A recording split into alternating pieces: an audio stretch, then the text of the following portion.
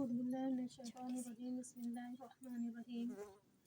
رب اشرح لي صدري ويسر لي أمري واحلل عقدة من لساني يفقهوا قولي۔ رسم جہیز کی شرعی حیثیت۔ جہیز کا مروجہ طریقہ شرعی اعتبار سے کئی لحاظ سے محل نظر ہے۔ مثلاً لڑکے یا اس کے گھر والوں کی طرف سے لڑکی والوں کے سرپرستوں سے جہیز خواہ سامان کی شکل میں ہو یا جائیداد اور نقدی وغیرہ کی شکل میں مطالبہ کرنا یا جہیز کو شادی کی بنیادی شرط سمجھنا بالکل ناجائز ہے، باطل اور خلاف شرع ہے، کیونکہ حضور نبی کریم صلی اللہ علیہ وسلم نے اپنے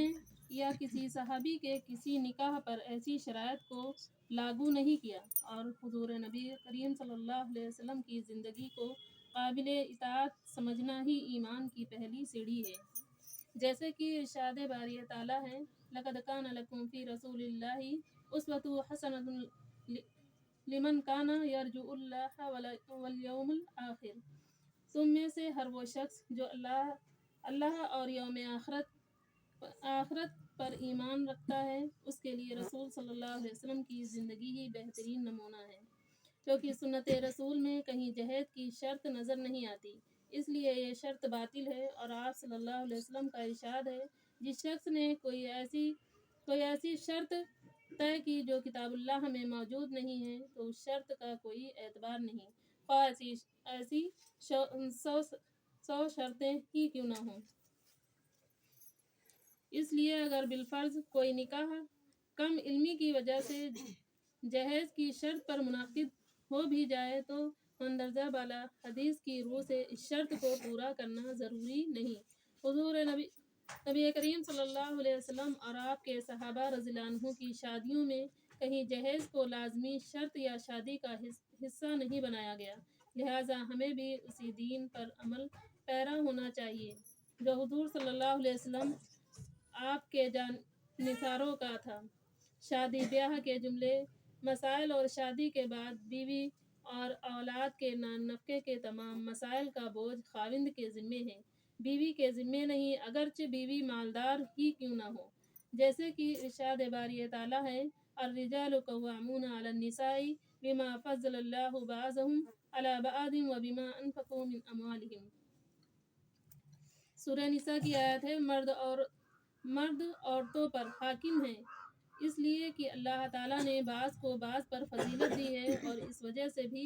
کہ مردوں نے اپنے مال خرچ کیے ہیں۔ اس آیت سے واضح طور پر معلوم ہو رہا ہے کہ حق مہر کا مسئلہ ہو یا گھریلو ضروریات درپیش ہو یا نان نفقہ کا بوجھ ہو، یہ سب بوجھ اور ذمہ داریاں شرعی طور پر خاوند کے کندھوں پر ہیں۔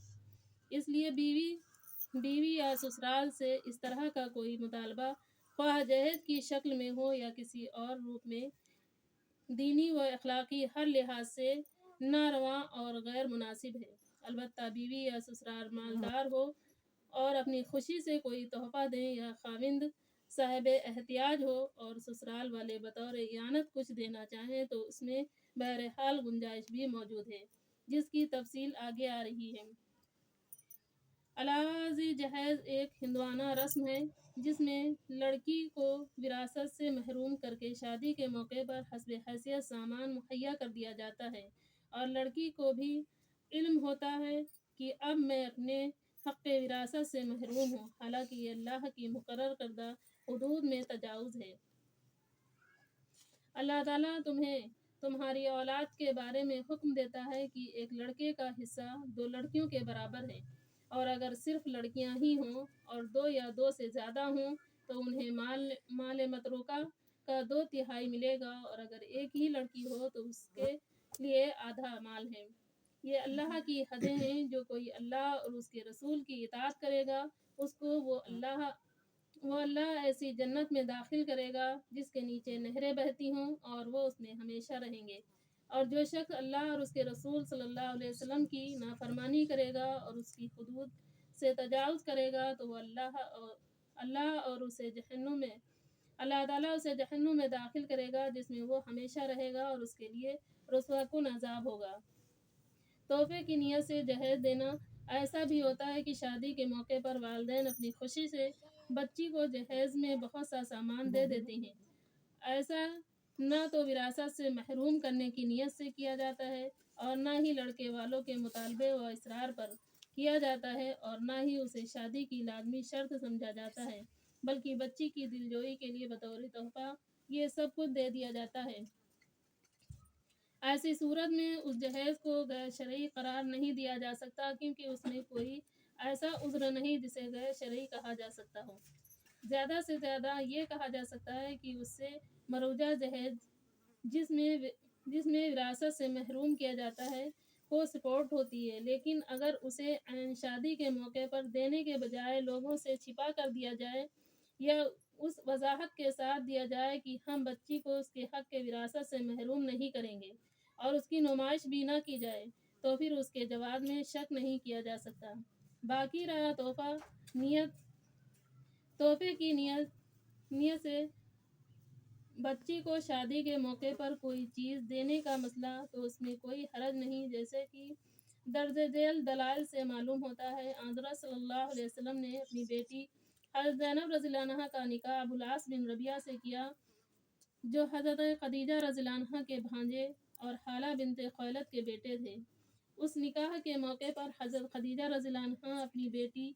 زینب رضی اللہ عنہ کو ایک قیمتی ہار بطور تحفہ عطا کیا تھا، جیسے کہ حضرت عائشہ صدیقہ رضی اللہ عنہا فرماتی ہیں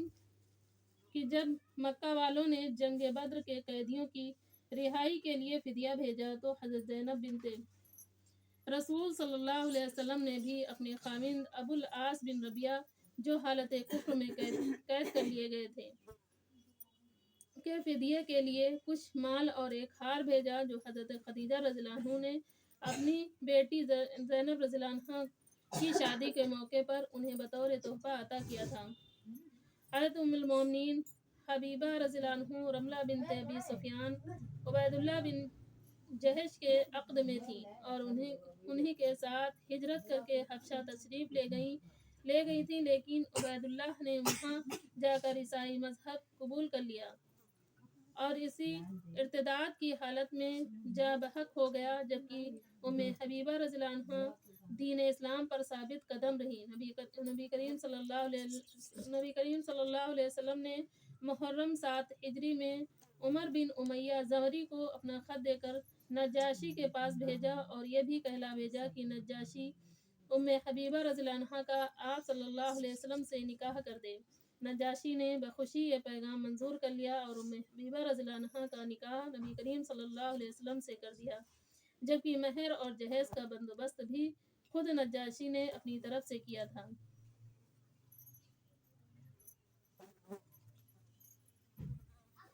ام حبیبہ سے نکاح کروایا اور انہیں نبی کریم صلی اللہ علیہ وسلم نے ام حبیبہ سے نکاح کے لیے پیغام بھیجا، جبکہ آپ حفصہ رضی اللہ عنہ حبشہ میں تھیں، جو نجاشی آپ صلی اللہ علیہ وسلم کا ام حبیبہ سے نکاح کروایا اور انہیں 4000 درہم بطور مہر دیا، پھر اپنی طرف سے ہی ام حبیبہ کو جہیز دیا اور انہیں شرجیل بن حسنہ کے ساتھ اللہ کے رسول صلی اللہ علیہ وسلم کے پاس بھیج دیا۔ ام حبیبہ رضی اللہ عنہا کے جہیز کا کل سامان نجاشی کی طرف سے تھا، جبکہ اللہ کے رسول صلی اللہ علیہ وسلم نے ام حبیبہ کے پاس کوئی چیز نہ بھیجی تھی۔ طبقات ابن سعد میں یہ تفصیلی واقعہ اس طرح مرقوم ہے کہ ام حبیبہ رضی اللہ عنہا فرماتی ہیں میں نے خواب میں اپنے خاوند عبید اللہ کو انتہائی قبیح صورت میں دیکھا، جس سے میں گھبرائی اور میں نے اس خواب کی تعبیر کرتے ہوئے کہا کہ اس کی حالت اسلام متغیر ہو گئی۔ صبح ہوتے ہی عبید اللہ نے کہا ام حبیبہ رضی اللہ عنہا میں نے مختلف ادیان پر غور و فکر کیا اور میں عیسائیت کو سب سے عمدہ خیال کر کے اس کے قریب آ گیا، پھر میں نے محمد صلی اللہ علیہ وسلم کے دین کو اختیار کیا، لیکن اب پھر میں عیسائی بن گیا ہوں۔ میں نے کہا بخدا اس عیسائیت میں تمہارے لیے خیر نہیں۔ پھر میں نے اسے اپنا خواب سنایا، لیکن اس نے خواب کی پرواہ نہ کی اور شرابی بن کر اسی کفر کی حالت پر فوت ہوا۔ پھر میں نے خواب دیکھا کہ کوئی مجھے ام المومنین کہہ کر پکار رہا ہے۔ گھبراہٹ سے میری آنکھ کھل گئی اور میں نے اس خواب کی تعبیر یہ سمجھی کہ مجھ سے اللہ کے رسول صلی اللہ علیہ وسلم کا نکاح کریں گے۔ ابھی میری عدت کا اختتام ہی تھا کہ دروازے پر نجاشی کا قاصد اجازت مانگ رہا تھا اور اس کی ایک ابرہہ نامی لونڈی جو اس کے لباس اور عطریات وغیرہ کی نگراں تھی میرے پاس آ کر کہنے لگی، بادشاہ نے آپ کو یہ پیغام بھیجا ہے کہ اسے یعنی نجاشی کو نبی کریم صلی اللہ علیہ وسلم کی طرف سے یہ پیغام آیا ہے کہ میں تمہارا نکاح حضور صلی اللہ علیہ وسلم سے کر دوں۔ خادمہ نے کہا کہ بادشاہ نے آپ کو اپنا وکیل مقرر کرنے کا کہا ہے۔ ام حبیبہ رضی اللہ عنہا نے خاندان خالد بن سعید کو اپنا وکیل مقرر کیا اور اس پیغام کی خوشی میں ابرہہ کو اپنے دونوں کنگن، دونوں پاجیب اور چاندی کی انگوٹھی عنایت کر دی۔ نجاشی نے سب لوگوں کو جمع کر کے خطبہ دیا اور کہا کہ مجھے رسول صلی اللہ علیہ وسلم نے یہ پیغام بھیجا ہے کہ میں حضور صلی اللہ علیہ وسلم کا نکاح آپ سے کر دوں، یعنی ام حبیبہ سے۔ میں اس حکم کی بجاوری میں ام حبیبہ کو 400 دینار مہر اپنی طرف سے پیش کرتا ہوں، اور دینار سب لوگوں کے سامنے رکھ دیے۔ پھر خالد بن سعید نے اس طرح خطبہ دے کر کہا کہ میں اللہ کے رسول صلی اللہ علیہ وسلم کی خواہش کی تکمیل کرتے ہوئے ام حبیبہ کا نکاح حضور صلی اللہ علیہ وسلم سے کرتا ہوں۔ دوسرے دن ابرہہ میرے پاس عود عنبر اور ورس اور بہت سی کستوری وغیرہ لے کر آئی، اور میں یہ ساری چیزیں حضور صلی اللہ علیہ وسلم کے پاس لے کر حاضر ہوئی تو آپ صلی اللہ علیہ وسلم نے میرے پاس یہ ساری چیزیں دیکھی لیکن مجھے کچھ نہ کہا۔ آخر میں اللہ تعالیٰ سے دعا ہے کہ اللہ تعالیٰ ہم سب کو اس پر عمل کرنے کی توفیق عطا فرمائے۔